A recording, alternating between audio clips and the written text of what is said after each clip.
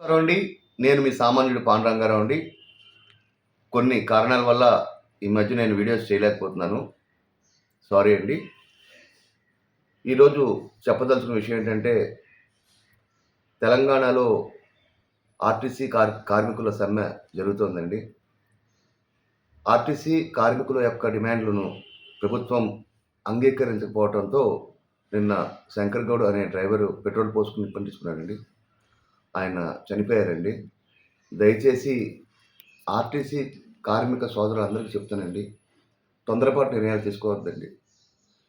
మీరు తీసుకునే తొందరపాటు నిర్ణయాల వల్ల మిమ్మల్ని నమ్ముకుని మీ పిల్లలు కానీ, తల్లిదండ్రులు కానీ, భార్య కానీ, టోటల్ కుటుంబం మొత్తం చాలా బాధపడుతుందండి. శంకర్ గౌడ్ గారికి, ఆయన ఆత్మకి శాంతి చేకూరాలని మనస్ఫూర్తిగా కోరుకుంటున్నానండి. ఇంక ఇలాంటి వార్త చనిపోయారని చెప్పి ఏ కార్మికుడు జరగకూడదని ప్రభుత్వం తగిన చర్యలు తీసుకోవాలని మనస్ఫూర్తిగా కోరుకుంటున్నానండి. వీళ్ళ బాధలు అర్థం చేసుకునే ప్రభుత్వం కమిటీలు వేయటం ఏంటి, మీటింగ్లు పెట్టుకోవటం ఏంటి, వాళ్ళకేమో అసలు లగ్జరీ ఖర్చులు పెట్టుకోవటం ఏంటి, కష్టపడి ఈ ఆర్టీసీ డిపార్ట్మెంట్ని మొత్తం కార్మికులు నెంబర్ 1 పొజిషన్ తీసుకెళ్ళి వాళ్ళు కష్టపడుతుంటే వీళ్ళు అడిగిన డిమాండ్ ఇవ్వకపోవటం ఏంటి, చాలా చాలా దారుణంగా ఉందండి.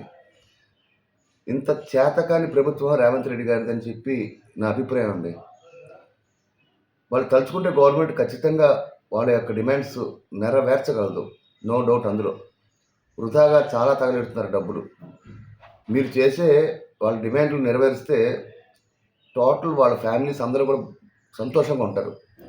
దయచేసి ఈరోజు చర్చలు సఫలం అవ్వాలని మనస్ఫూర్తిగా కోరుకుంటున్నాను.